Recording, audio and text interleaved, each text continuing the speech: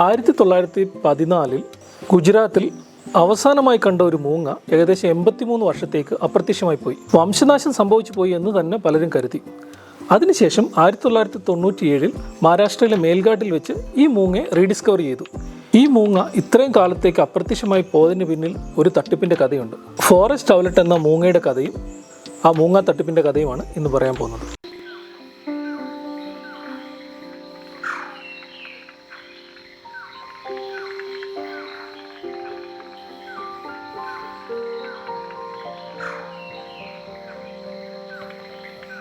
Hello everyone, എൻ്റെ പേര് David Raju. ഞാൻ നാച്ചുറലിസ്റ്റാണ്. കുറച്ച് ദിവസങ്ങൾക്ക് മുമ്പാണ് ഞാൻ ആദ്യമായിട്ട് ഫോറസ്റ്റ് ഔലറ്റിനെ കാണുന്നത്.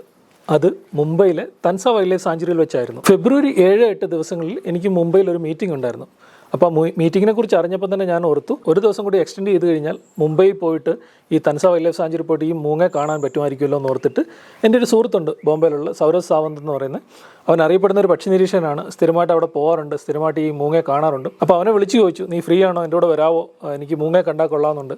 അപ്പോൾ സൗരവ് പറഞ്ഞു, അതിനെന്താ, ഞാൻ വരാം, 9-ാം തീയതി രാവിലെ എന്നെ വന്ന് പിക്ക് ചെയ്യാന്നൊക്കെ പറഞ്ഞു.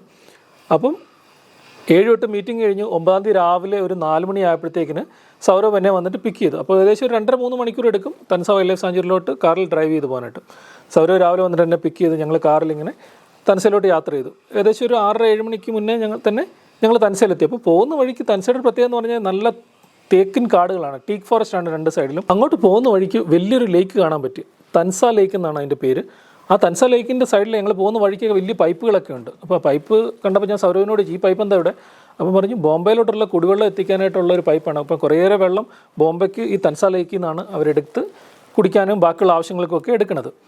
അപ്പോൾ ആ ലേക്കിൻ്റെ ചുറ്റും കുറേയേറെ തേക്ക് മരങ്ങൾ നിറഞ്ഞ കാടാണുള്ളത്. അപ്പോൾ അവിടെയാണ് കൂടുതലായിട്ട് ഈ ഫോറസ്റ്റ് ഔലറ്റ് ഉള്ളത്. അപ്പോൾ ഞങ്ങളവിടെ ഒരു 6:30 ആയപ്പോഴത്തേക്കിന് എത്തി. ചെന്ന് എൻട്രി ടിക്കറ്റൊക്കെ എടുത്തു. എന്നിട്ട് ഞങ്ങൾ ക്യാമറയും ബൈനോക്കുലറും ഒക്കെ സെറ്റായിട്ട് എടുത്തിട്ട് ഞങ്ങൾ കാട്ടിക്കൂടെ നടക്കാൻ നോക്കി, മൂങ്ങയെ നോക്കി.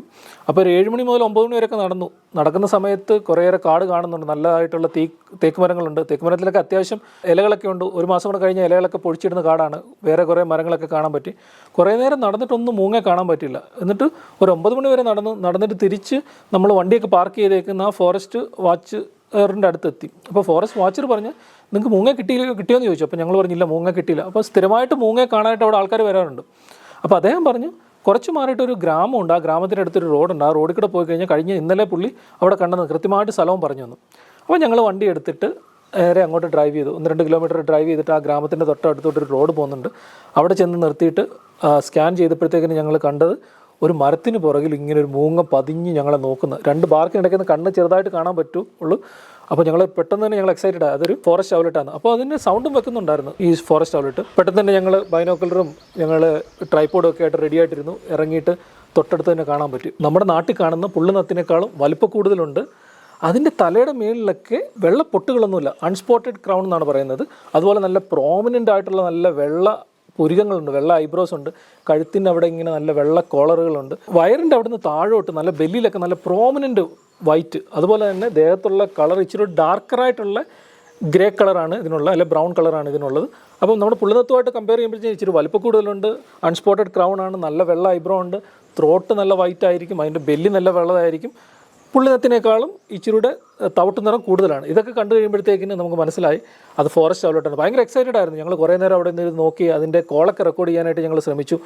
അപ്പോൾ ഇതിനെ വാച്ച് ചെയ്യുന്ന സമയത്ത് കുറേ പക്ഷികളൊക്കെ ഇതിനെ വന്നിട്ട് ഓടിച്ചു വിടാനായിട്ട് നോക്കുന്നുണ്ട്. പക്ഷേ ഈ ഫോറസ്റ്റ് ഔലറ്റിന് യാതൊരുവിധ മൈൻഡും ഇല്ല, അതിങ്ങനെ ബോൾഡായിട്ട് ഇരിപ്പുണ്ട്. ആ സമയത്ത് ഞങ്ങൾ കണ്ട ഒരു കാര്യം എന്ന് പറഞ്ഞാൽ ഒരു വൈറ്റ് ഐഡ് ബസാർഡ് അതിൽ പറന്നു വരുന്നുണ്ട്. അപ്പോൾ ഈ ഫോറസ്റ്റ് ഔലറ്റ് പോയിട്ട് ഈ വൈറ്റ് ഐഡ് ബസാറിനെ ഓടിക്കുന്ന ഒരു കാഴ്ചയാണ് കണ്ടത്. സാധാരണ നമ്മുടെ നാട്ടിലൊക്കെ ഒരു മൂങ്ങ വെളിയിൽ ഇറക്കി കഴിഞ്ഞാൽ കാക്കയും മറ്റു പക്ഷികളൊക്കെ ചേർന്നിട്ട് ഈ മൂങ്ങയെ ഓടിക്കാറാണ് പതിവ്. പക്ഷേ ഇവിടെ കണ്ടത് ഫോറസ്റ്റ് ഔലറ്റാണ് മറ്റു പക്ഷികളൊക്കെ ഓടിക്കുന്നത് കണ്ടത്. അപ്പോൾ പറഞ്ഞു വരുമ്പോഴത്തേന് ഈ ഫോറസ്റ്റ് ഔലറ്റിന് കുറേയേറെ പ്രത്യേകതകളുണ്ട്. ഒന്നാമത്തെ കാര്യം എന്ന് പറഞ്ഞത്, ഇത് പകൽ ആക്റ്റീവ് ആകുന്ന ഒരു മൂങ്ങയാണ്. ഒരു ഡയണൽ ഔളാണ്. സാധാരണ മൂങ്ങകളൊക്കെ രാത്രിയിലാണ് കൂടുതലായിട്ട് ആക്റ്റീവ് ആകുന്നത്. പക്ഷേ ഈ മൂങ്ങ രാത്രിയിൽ അല്ല, പകലാണ് ആക്റ്റീവ് ആകുന്നത്. അതുപോലെ തന്നെ ഇതിൻ്റെ സൗണ്ടിനുണ്ട് പ്രത്യേകത. നമ്മുടെ നാട്ടിലുള്ള പുള്ളിനത്തുമായിട്ട് കമ്പയർ ചെയ്യുമ്പോൾ വളരെ വ്യത്യസ്തമാണ്. ഇതിന് നല്ല ലോങ് ആയിട്ടുള്ള ഒരു ടുകുടുകുടു എന്ന് പറഞ്ഞൊരു സൗണ്ടാണ്. അത് ഞാൻ ഇവിടെ ഇടാം. അപ്പോൾ ആ സൗണ്ട് വെക്കുമ്പോഴത്തേക്കും നിങ്ങൾക്ക് മനസ്സിലാവും ഇതിൻ്റെ സൗണ്ട് തമ്മിലുള്ള വ്യത്യാസം.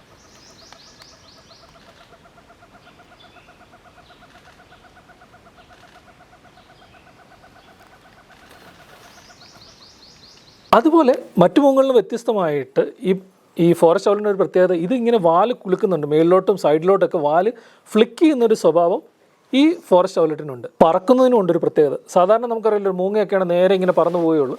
പക്ഷേ നമ്മുടെ നാട്ടിൽ നമ്മൾ മരംകൊത്തികളെയൊക്കെ നമ്മൾ കണ്ടിട്ടുണ്ടായിരിക്കും. മരംകൊത്തികൾ അങ്ങനെ പറക്കുന്നത്, മരംകൊത്തികൾ ഇങ്ങനെ പറന്നിട്ട് താഴ്ന്നും മേളിലോട്ടും അൺഡുലേറ്റിംഗ് ഫ്ലൈറ്റ് എന്നാണ് അതിന് പറയുന്നത്. ഈ ഫോറസ്റ്റ് ഔലറ്റ് പറക്കുന്നത് ഇങ്ങനെ അൺഡുലേറ്റിംഗ് ഫ്ലൈറ്റ് ആയിട്ടാണ് ഇത് പറക്കുന്നത്. ഇതൊരു ഹൈലി ടെറിട്ടോറിയൽ ആയിട്ടുള്ളൊരു മൂങ്ങയാണ്. അപ്പോൾ ഒരു ഏരിയയിൽ ഒരു പേര് മാത്രമേ സാധാരണ ഈ മൂങ്ങയെ കാണാൻ പറ്റുകയുള്ളൂ. അതുപോലെ തന്നെ നമുക്കറിയാമല്ലോ, നമ്മുടെ നാട്ടുപുറത്തൊക്കെ എവിടെയെങ്കിലും ഒരു മൂങ്ങ വന്നിരുന്നു കഴിഞ്ഞാൽ മറ്റു പക്ഷികളൊക്കെ കൂട്ടം ചേർന്നിട്ട് ഈ മൂങ്ങയെ തുരത്തി ഓടിക്കാനാണ് ശ്രമിക്കാറുള്ളത്. പക്ഷേ അതേസമയം ഈ മൂങ്ങയുടെ പ്രത്യേകത എന്ന് പറഞ്ഞു കഴിഞ്ഞാൽ ഈ മൂങ്ങയാണ് മറ്റു പക്ഷികളൊക്കെ തുരത്തി ഓടിക്കുന്നത്. അപ്പോൾ ഇതൊരു ബുള്ളി ഔളെന്ന് ഇടയ്ക്കിടയ്ക്ക് ആൾക്കാർ പറയാറുണ്ട്. കാരണം ഈ ഒരു ബിഹേവിയർ കൊണ്ടാണ് മറ്റു പക്ഷികളെ തുരത്തി ഓടിക്കുന്നതുകൊണ്ട് ഇതിനെ ബുള്ളി ഔളെന്ന് വിളിക്കാറുണ്ട്. ഇതിനെ ഞാൻ പറഞ്ഞല്ലോ, ഈ മൂങ്ങയെ സാധാരണയായിട്ട് കാണുന്നത് ടീക്ക് ഫോറസ്റ്റ് അല്ലെങ്കിൽ തേക്ക് മരങ്ങൾ കൂടിയ കാടുകളിലാണ് കാണുന്നത്. ടീക്ക് ഫോറസ്റ്റിൽ കാണുന്നതുകൊണ്ടാണ് ഇതിനെ ഫോറസ്റ്റ് ഔലറ്റ് എന്ന് പേര് വരാൻ തന്നെ കാര്യം. ഈ മൂങ്ങ ഒരിക്കലും നല്ല തിക്കായിട്ടുള്ള ഫോറസ്റ്റിൽ ഒരിക്കലും കാണാൻ പറ്റില്ല. അത് ഇല പൊഴിയുന്ന കാടുകൾ, തേക്കുമരങ്ങൾ നിറഞ്ഞ കാടുകളിലാണ് കാണപ്പെടുന്നത്. പലപ്പോഴും ഇതിനെ ഹ്യൂമൻ ഹാബിറ്റേഷൻ അടുത്ത് കാണാറുണ്ട്. ഗ്രാമങ്ങളുടെ അടുത്തും ഈ വീടിൻ്റെ ഒക്കെ അടുത്തും തൊട്ടടുത്തൊക്കെ ഈ മൂങ്ങയെ കാണാറുണ്ട്. ഇതിന് ഭക്ഷണം എന്ന് പറയുന്നത് ഓന്തുകൾ, പല്ലുകൾ, ചെറിയ പാമ്പുകളൊക്കെ ഉണ്ടെങ്കിൽ അതിനെ പിടിക്കാറുണ്ട്. പക്ഷികൾ, ഈ സൺബേർഡ്സും ബാബ്ലേഴ്സിനെയൊക്കെ പിടിച്ച് കഴിക്കാറുണ്ട്. അതുപോലെ വലിയ പ്രാണികളെയൊക്കെയാണ് ഇത് മെയിനായിട്ട് പിടിച്ച് കഴിക്കാറുള്ളത്. അതുപോലെ ഇത് മനുഷ്യനെ വലിയ പേടിയില്ലാത്ത മൂങ്ങയാണ്. ഞങ്ങൾ കണ്ടപ്പോൾ തന്നെ അത് ഒരു മരത്തിൻ്റെ മേളിൽ ഒരു ബ്രാഞ്ചിൽ ഇങ്ങനെ ഇരിപ്പുണ്ട്. നമ്മൾ അടുത്ത് ചെല്ലുമ്പോഴും തൊട്ട് മേളിൽ ഇരിപ്പുണ്ട്. അതിൻ്റെ ഫോട്ടോയും വീഡിയോ എടുക്കുന്ന സമയത്തൊന്നും മനുഷ്യനെ അത്ര വലിയ ബോധർ ചെയ്യാത്ത ഒരാളാണ്. സാധാരണ മനുഷ്യൻ്റെ വെട്ടം കണ്ടു കഴിഞ്ഞാൽ തന്നെ സാധാരണ മൂങ്ങകളൊക്കെ പറന്ന് ദൂരോട്ട് പോകാറാണ് ഉള്ളത്. പക്ഷേ ഈ മൂങ്ങയ്ക്ക് മനുഷ്യനൊന്നും യാതൊരു പേടിയില്ലാത്തൊരു മൂങ്ങയാണ്. ഈ മൂങ്ങയെ ആദ്യമായിട്ട് കണ്ടെത്തിയത് 1872 റോബർട്ട് ബ്ലിവറ്റ് എന്ന് പറഞ്ഞൊരു വ്യക്തിയാണ് ഇതിനെ കണ്ടെത്തിയത്. അത് സത്പുര മലനിരകളുടെ അടുത്തുള്ള മേൽഘാട്ടിനടുത്തുള്ള ഫോറസ്റ്റിൽ നിന്നാണ് അദ്ദേഹം ആദ്യമായിട്ട് ഇതിനെ കണ്ടെത്തിയത്. ഇതിൻ്റെ സ്പെസിമെൻ കളക്ട് ചെയ്തിട്ട് അത് എയോ ഹ്യൂം എന്ന് പറഞ്ഞൊരു വ്യക്തിക്ക് അയച്ചു കൊടുത്തു. എയോ ഹ്യൂമിനെ നമുക്കറിയാലോ, ഇന്ത്യൻ നാഷണൽ കോൺഗ്രസ് സ്ഥാപിച്ച ഒരു വ്യക്തിയാണ് ഈ എയോ ഹ്യൂം. അപ്പോൾ എയോ ഹ്യൂമിന് വേറെ പ്രത്യേകത ഉണ്ടായിരുന്നു. എയോ ഹ്യൂം അറിയപ്പെടുന്ന ഒരു പക്ഷി നിരീക്ഷകനായിരുന്നു. ആ കാലത്ത് അറിയപ്പെടുന്ന ഒരു പക്ഷി സയൻറ്റിസ്റ്റ് ആയിരുന്നു. അദ്ദേഹമാണ് 1873 ആദ്യമായിട്ട് ഇതിനൊരു പേര് നൽകിയത്. ഇപ്പോൾ കളക്ട് ചെയ്തത് ഈ ബ്ലിവറ്റ് ആയതുകൊണ്ട് ഈ ബ്ലിവറ്റിൻ്റെ പേരിലാണ് ഈ സ്പീഷീസ് അദ്ദേഹം നാമകരണം ചെയ്തത്. ഞാൻ പറഞ്ഞല്ലോ, ഈ മൂങ്ങയെ കുറേ നാളായിട്ട് കാണാതിരിക്കുമായിരുന്നു. അപ്പോൾ ആ കാണാതായിരിക്കുന്നതിന് പിന്നിൽ ഒരു തട്ടിപ്പിൻ്റെ കഥയുണ്ട്. നമുക്ക് ഈ തട്ടിപ്പിൻ്റെ കഥയിലേക്ക് വരാം. ഈ ഫോറസ്റ്റ് ഔലറ്റിനെ റിച്ചാർഡ് മൈനാഡ്സാഗൻ എന്ന് പറയുന്നൊരു വ്യക്തിയാണ് 1914 അവസാനമായിട്ട് കണ്ടത്. അതിനെ പിടിച്ചിട്ട് അദ്ദേഹം അതിൻ്റെ സ്പെസിമെൻ കളക്ട് ചെയ്യുകയാണ് ചെയ്തിരുന്നത്. അക്കാലത്തൊന്നും ഫോട്ടോഗ്രാഫി ഒന്നുമില്ല. നമുക്കറിയാം, ഇപ്പം നമ്മളൊരു പക്ഷിയെ കണ്ട അതിൻ്റെ ഒരു ഫോട്ടോ എടുത്തിട്ട് നമുക്ക് പറയാം ഈ പക്ഷിയെ എവിടുന്ന് കണ്ടെത്തിയെന്ന്. അക്കാലത്തൊക്കെ എന്ന് പറഞ്ഞാൽ അത് എങ്ങനെയാണ് അംഗീകരിക്കുന്നത് വെച്ച് കഴിഞ്ഞാൽ, ഒന്നെങ്കിൽ ആ പക്ഷിയെ പിടിച്ചിട്ട് അതിൻ്റെ ഒരു സ്പെസിമെൻ എടുത്ത് ഏതെങ്കിലും മ്യൂസിയത്തിൽ ഡെപ്പോസിറ്റ് ചെയ്യണമെന്ന് ഉണ്ട്. അപ്പം ഈ റിച്ചാർഡ് മൈനാഡ്സാഗനാണ് 1914 ഗുജറാത്തിലെ മാണ്ഡ്വി എന്ന് പറഞ്ഞ സ്ഥലത്തു നിന്നാണ് ഈ ഫോറസ്റ്റ് ഔലറ്റിനെ പിടിച്ചിട്ട് അതിൻ്റെ സ്പെസിമെൻ എടുത്ത് ബ്രിട്ടീഷ് മ്യൂസിയത്തിൽ ഡെപ്പോസിറ്റ് ചെയ്തിട്ടുള്ളത്. അപ്പോൾ അതാണ് അവസാനമായിട്ട് അത് നമുക്ക് കിട്ടിയൊരു സ്പെസിമെൻ. അപ്പം അത് കഴിഞ്ഞിട്ട് കുറേ ആൾക്കാർ ഈ സ്ഥലത്ത് പോയി തപ്പുന്നുണ്ടായിരുന്നു. ഡോക്ടർ സലീം അലിയും വേറെ കുറേ സയൻറ്റിസ്റ്റുകളൊക്കെ ഈ മാണ്ഡുവിൽ പോയിട്ട് ഈ ഫോറസ്റ്റ് ഔലിനെ വീണ്ടും കണ്ടെത്താനായിട്ട് ശ്രമിക്കുന്നുണ്ട്. അവർക്കൊന്നും കണ്ടെത്താൻ പറ്റില്ല. അപ്പോൾ അവർ പോയപ്പോൾ ഒരു കാര്യം അവർ ശ്രദ്ധിച്ചെന്ന് പറഞ്ഞു കഴിഞ്ഞാൽ, അവിടെ ഒന്നും ഒരു ഫോറസ്റ്റ് ഔലിനെ പറ്റിയ ഹാബിറ്റാറ്റേ അല്ല. കാരണം അവിടെ നല്ല തിക്കായിട്ടുള്ള ഫോറസ്റ്റ് ഇല്ല, തേക്ക് മരങ്ങൾ നിറഞ്ഞ കാടുകളൊന്നുമില്ല, വെറും മുൾക്കാടുകൾ നിറഞ്ഞ നല്ല തരിശ് നിലങ്ങൾ പോലുള്ള ഒരു സ്ഥലമാണ് ഈ മാണ്ഡുവി എന്ന് പറഞ്ഞ സ്ഥലം. അപ്പോൾ ഇവരെല്ലാവരും ഓർത്ത് പിന്നീട് ഒരു പക്ഷേ പണ്ട് ഈ ഫോറസ്റ്റ് ഔലറ്റ് അവിടെ ഉണ്ടായിരുന്ന സ്ഥലമായിരിക്കും, ആ ഹാബിറ്റാറ്റ് ഓൾറെഡി നശിച്ചു പോയി, ഈ സ്പീഷീസ് ഓൾറെഡി ഒരു പക്ഷേ അപ്രത്യക്ഷമായി എക്സ്റ്റെൻഡായി പോയെന്ന് വിചാരിച്ചു. അത് കഴിഞ്ഞ് പബ്ലിഷ് ചെയ്തിട്ടുള്ള പല പുസ്തകങ്ങളിലും പല പേപ്പറുകളും എല്ലാം അവർ എഴുതി വെച്ചത് ഒരു പക്ഷേ പോസിബിളി എക്സ്റ്റിങ്ക്ട് എന്നാണ് എഴുതി വെച്ചിരിക്കുന്നത് ഈ ഫോറസ്റ്റ് ഔലറ്റ്. അത് കഴിഞ്ഞ് ഈ സലീം അലി അടക്കം പലരും പോയിട്ട് മേൽഘാട്ട് ആദ്യമായിട്ട് ഈ ഫോറസ്റ്റ് ഔലിനെ കണ്ട മേൽഘാട്ടിലും അതിൻ്റെ പരിസര പ്രദേശത്തും ഒക്കെ പോയി ഇവർ ഈ ഫോറസ്റ്റ് ഔലിനെ കണ്ടെത്താൻ ശ്രമിച്ചു. പക്ഷേ അവർ ചെയ്ത ഒരു കാര്യം എന്ന് പറഞ്ഞാൽ, നമുക്കറിയില്ല മൂങ്ങകളെല്ലാം രാത്രി ആക്റ്റീവാണ്. പക്ഷേ ഈ മൂങ്ങയുടെ പ്രത്യേകത പകൽ ആക്റ്റീവാകുന്നൊരു മൂങ്ങയാണ്. അപ്പോൾ അവർ തപ്പിയിട്ടൊന്നും അവർക്ക് കാണാൻ പറ്റില്ല. അവരതും എഴുതി വെച്ചത് ഈ മൂങ്ങ ഒരു പക്ഷേ അപ്രത്യക്ഷമായി പോയിരിക്കുന്ന ഒരു മൂങ്ങയാണെന്നുള്ളതാണ്. പമേല റസ്മുസൻ എന്ന് പറഞ്ഞൊരു സയൻറ്റിസ്റ്റ് ഉണ്ട്.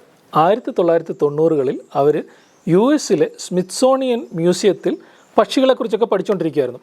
അവർക്ക് പ്രത്യേകിച്ച് ഇന്ത്യയിലുള്ള പക്ഷികളിൽ എക്സ്റ്റെൻഡായി പോയ പക്ഷികളിലൊക്കെ പ്രത്യേക ഇൻട്രസ്റ്റ് ഉണ്ടായിരുന്നു. അവിടുത്തെ മ്യൂസിയം സ്പെസിമെനിനൊക്കെ എടുത്ത് നോക്കിയിട്ട് പുതിയ സ്പീഷീസുകളെ അവർ കുറേയേറെ ഡിസ്ക്രൈബ് ചെയ്തിട്ടുണ്ട്. സബ് സ്പീഷീസുകളൊക്കെ അവർ ഡിസ്ക്രൈബ് ചെയ്തിട്ടുണ്ട്. ബേർഡ്സ് ഓഫ് സൗത്ത് ഏഷ്യ എന്ന് പറഞ്ഞൊരു പുസ്തകം എഴുതിയിട്ടുണ്ട്. അവരിതിനെക്കുറിച്ച് പഠിക്കുന്ന സമയത്താണ് ബ്രിട്ടീഷ് മ്യൂസിയത്തിൽ നിന്ന് അവരുടെ ഒരു സുഹൃത്ത് അലൻ നോക്സ് എന്ന് പറഞ്ഞൊരു സുഹൃത്ത് പറഞ്ഞു, നിങ്ങൾ ബ്രിട്ടീഷ് മ്യൂസിയത്തിൽ വന്നിട്ട്, നാച്ചുറലിസ്റ്റ് മ്യൂസിയത്തിൽ വന്നിട്ട് ഇവിടെയുള്ള സ്പെസിമെനൊക്കെ ഒന്ന് നോക്കാം, ഫോറസ്റ്റ് ഔലറ്റിൻ്റെ സ്പെസിമെൻ ഒന്ന് പ്രത്യേകിച്ച് നോക്കണമെന്ന് അദ്ദേഹം ആവശ്യപ്പെട്ടു. കാരണം അതിലെന്തോ തട്ടിപ്പുണ്ടെന്ന് അദ്ദേഹത്തിന് സംശയം ഉണ്ടായിരുന്നു. അപ്പം പമേല അവിടുന്ന് US നിന്ന് നാച്ചുറലിസ്റ്റ് മ്യൂസിയത്തിൽ വന്ന് ഈ സ്പെസിമെനൊക്കെ കൂടുതലായിട്ട് പഠിച്ചപ്പോഴത്തേക്കും ഒരു കാര്യം മനസ്സിലായി. ഇതിൻ്റെയൊക്കെ സ്റ്റിച്ചിങ് 2-3 പ്രാവശ്യം കൂടുതലായിട്ട് വേറെ സ്റ്റിച്ച് ചെയ്തിട്ടുണ്ട്, പഴയ സ്റ്റിച്ചിങ് ഒന്നും അല്ല.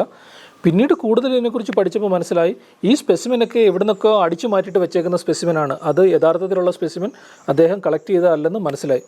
അപ്പോഴാണ് ഈ തട്ടിപ്പിൻ്റെ കഥ അവർക്ക് മനസ്സിലായത്. കാരണം ഈ റിച്ചാർഡ് മൈനാർഡ് സാഗൻ എന്ന് പറയുന്ന വ്യക്തി ആ സമയത്ത് ഇന്ത്യയിലുണ്ടായിരുന്ന ഒരു പക്ഷി നിരീക്ഷകനായിരുന്നു. അതേസമയം അദ്ദേഹം ഒരു സ്പൈ ആയിരുന്നു, ഒരു ചാരപ്രവൃത്തി നടത്തുന്ന ഒരു വ്യക്തിയായിരുന്നു. അദ്ദേഹത്തിന് ദൂരോട്ടൊന്നും അധികം സഞ്ചരിക്കുന്ന ഇഷ്ടമല്ല. അപ്പോൾ അദ്ദേഹം ചെയ്യുന്ന ഒരു കാര്യം എന്ന് പറഞ്ഞാൽ മ്യൂസിയം സ്പെസിമെനൊക്കെ അടിച്ച് മാറ്റുക, അതിൻ്റെ ലേബൽ മാറ്റിയിട്ട് തിരിച്ച് സ്റ്റിച്ച് ചെയ്തിട്ട് വെച്ചിട്ട് പറയും, ഇത് ഞാൻ ഇന്ന സ്ഥലത്തുനിന്ന് കളക്ട് ചെയ്തതാണ്, ഇത് ഇന്ന സ്ഥലത്തുനിന്ന് കളക്ട് ചെയ്തതാണ്. ഇങ്ങനെ കുറേയേറെ മാറ്റങ്ങൾ വരുത്തിയിട്ടാണ് അദ്ദേഹം പ്രൂവ് ചെയ്തിരുന്ന പല സ്ഥലങ്ങളിലും അദ്ദേഹം സഞ്ചരിച്ചിട്ടുണ്ടെന്ന്.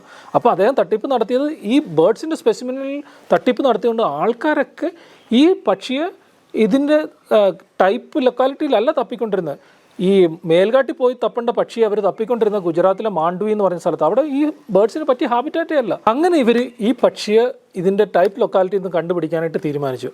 അപ്പം ബെൻ കിങ് എന്ന് പറഞ്ഞ വളരെ പ്രസിദ്ധനായിട്ടുള്ളൊരു പക്ഷി നിരീക്ഷകനുണ്ട്, അതുപോലെ തന്നെ ഡേവിഡ് അബോട്ട് എന്ന് പറഞ്ഞ് അവർ രണ്ടുപേരും ഈ പമേലയെ ഹെൽപ്പ് ചെയ്യാമെന്ന് പറഞ്ഞു.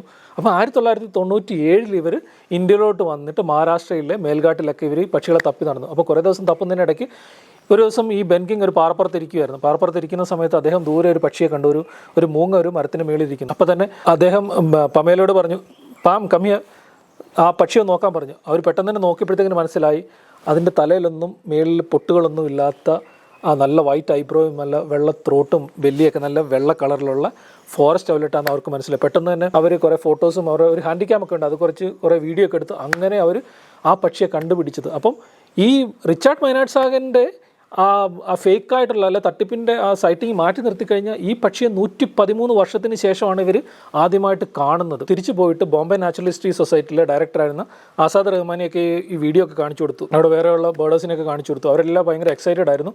അങ്ങനെ പിന്നീട് അവരത് പബ്ലിഷ് ചെയ്യുമായിരുന്നു. അവർ ആ പബ്ലിഷ് ചെയ്തതിൻ്റെ ഒരു ക്യാപ്ഷൻ എന്ന് പറഞ്ഞാൽ അബ്സ്കോണ്ടിങ് ഔൾ എന്നാണ്. അപ്പോൾ കാണാതായി പോയിരിക്കുന്ന ഒരു ഔൾ എന്ന് പറഞ്ഞിട്ടാണ് അവരിനെ 113 വർഷത്തിന് ശേഷം അവർ റീഡിസ്കവർ ചെയ്ത്. അപ്പോൾ പറഞ്ഞു വരുന്നത്, ഒരു മനുഷ്യൻ തട്ടിപ്പ് കാണിച്ച് ഒരു സ്പെസിമെൻ എടുത്ത് മാറ്റി വെച്ചത് കൊണ്ട് ആൾക്കാർ തെറ്റായ സ്ഥലത്തായിരുന്നു ഈ മൂങ്ങ തപ്പിക്കൊണ്ടിരുന്നത്. സെൻട്രൽ ഇന്ത്യയിലെ തേക്ക് മരങ്ങൾ കൂടി നിറഞ്ഞ ഈ കാട്ടിൽ തപ്പേണ്ടതിന് പകരം ഗുജറാത്തിലെ മാണ്ഡവി എന്ന് പറഞ്ഞൊരു സ്ഥലത്തിൽ ആൾക്കാർ പോയി തപ്പിക്കൊണ്ടിരുന്നത്. അപ്പോൾ അങ്ങനെയാണ് ഈ മൂങ്ങയെ ഇവർ റീഡിസ്കവർ ചെയ്ത് ഈ തട്ടിപ്പിൻ്റെ കഥ ഇവർ വെളിയിൽ കൊണ്ടുവരികയും ചെയ്തത്. പിന്നീടാണ് ആൾക്കാർക്ക് മനസ്സിലായത് ഈ റിച്ചാർഡ് മൈനാർഡ് സാഗൻ കുറേയേറെ തട്ടിപ്പുകൾ നടത്തിയിട്ടുള്ള ആളാണ്. കാരണം ഇദ്ദേഹം ബേർഡ്സ് ഓഫ് അറേബ്യ എന്ന് പറഞ്ഞൊരു പുസ്തകം എഴുതി വെച്ചിട്ടുണ്ട്. 1954 ഈ ബേർഡ്സ് ഓഫ് അറേബ്യ എന്ന് പറഞ്ഞ പുസ്തകം പബ്ലിഷ് ചെയ്ത്. പിന്നീട് ആൾക്കാർക്ക് മനസ്സിലായി അത് ജോർജ് ബേറ്റ്സ് എന്ന് പറഞ്ഞൊരു അന്നേരം ഉണ്ടായിരുന്ന ഒരു അറിയപ്പെടുന്നൊരു പക്ഷി നിരീക്ഷകൻ ഉണ്ടായിരുന്നു. അദ്ദേഹത്തിൻ്റെ ഡയറിക്കകത്തുള്ള ഇൻഫർമേഷനൊക്കെ അടിച്ചു മാറ്റിയിട്ട് അതാണ് കൃത്യമായിട്ട് ഈ അദ്ദേഹത്തിൻ്റെ ബുക്കിൽ എഴുതി വെച്ചിട്ടുള്ളത്. അദ്ദേഹം ആകെ ജെനുവിനായിട്ട് കണ്ടുപിടിച്ചിട്ടുള്ള 2 കാര്യങ്ങളാണ് ഇപ്പോൾ അക്സെപ്റ്റഡ് ആയിട്ടുള്ളത്. ഒന്നാമത് സലീം അലി ആയിട്ട് അദ്ദേഹം അഫ്ഗാനിലെ ഹിന്ദുക്കുഷ് മൗണ്ടൻ മലനിരങ്ങളിൽ ഇവർ പക്ഷികളെ തേടി പോയപ്പോഴത്തേക്കിനും അവിടെയുള്ള അഫ്ഗാൻ സ്നോഫിഞ്ച് എന്ന് പറഞ്ഞൊരു പക്ഷിയെ കണ്ടുപിടിച്ചു, അത് വാലിഡായിട്ടുണ്ട്. പിന്നെ ആഫ്രിക്കയിലുള്ള ജയൻ ഹോഗ് എന്ന് പറഞ്ഞൊരു നമ്മുടെ പന്നിവർഗത്തിൽപ്പെടുന്ന ഒരു മൃഗത്തെയും അദ്ദേഹം കണ്ടുപിടിച്ചിട്ടുണ്ട്. അതിനെ കണ്ടുപിടിച്ച് അദ്ദേഹത്തിൻ്റെ പേര് തന്നെ ഇട്ടേക്കണേ. അപ്പോൾ ഇങ്ങനെ 2 കാര്യങ്ങളുള്ളൂ. ബാക്കി കുറേയേറെ കാര്യങ്ങൾ ഇപ്പോഴും പൊങ്ങി വരുന്നുണ്ട് ഈ റിച്ചാർഡ് മൈനാർഡ് സാഗൻ എന്തൊക്കെ തട്ടിപ്പ് നടത്തിയിട്ടുള്ളതെന്ന്. അപ്പം ഒരുപക്ഷെ പക്ഷി നിരീക്ഷണ ലോകത്ത് ഏറ്റവും കൂടുതൽ തട്ടിപ്പ് നടത്തിയിട്ടുള്ള ഒരാളെന്ന ഖ്യാതി ഇപ്പോഴും ഈ റിച്ചാർഡ് മൈനാർഡ് സാഗൻ്റെ പേരിൽ തന്നെയാണ്.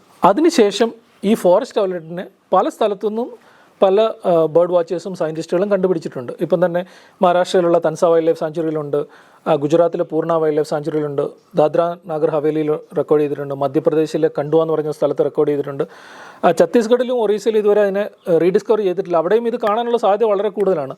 നമ്മൾ ഉദ്ദേശിച്ചാലും കൂടുതൽ സ്ഥലങ്ങളിൽ ഇപ്പം ഈ ഫോറസ്റ്റ് ഔലറ്റിനെ കണ്ടെത്തിയിട്ടുണ്ട്. വളരെ അപൂർവമായിട്ടുള്ളൊരു മൂങ്ങയാണെന്നാണ് നമ്മൾ കരുതിയിരുന്നത്. പക്ഷേ അതിൻ്റെ കൃത്യമായിട്ടുള്ള സ്ഥലത്ത് തപ്പിക്കഴിഞ്ഞാൽ അത് അത്ര വലിയ റെയറൊന്നും അല്ലെന്ന് പിന്നീട് മനസ്സിലായി. ഇതൊക്കെയായിരുന്നു ഫോറസ്റ്റ് ഔലറ്റിനെ കുറിച്ചുള്ള വിശേഷങ്ങൾ. ഫോറസ്റ്റ് ഔലറ്റിൻ്റെ തട്ടിപ്പിനെ കുറിച്ചുള്ള കഥകളൊക്കെ നിങ്ങൾക്ക് ഇഷ്ടപ്പെട്ടെന്ന് വിചാരിക്കുന്നു.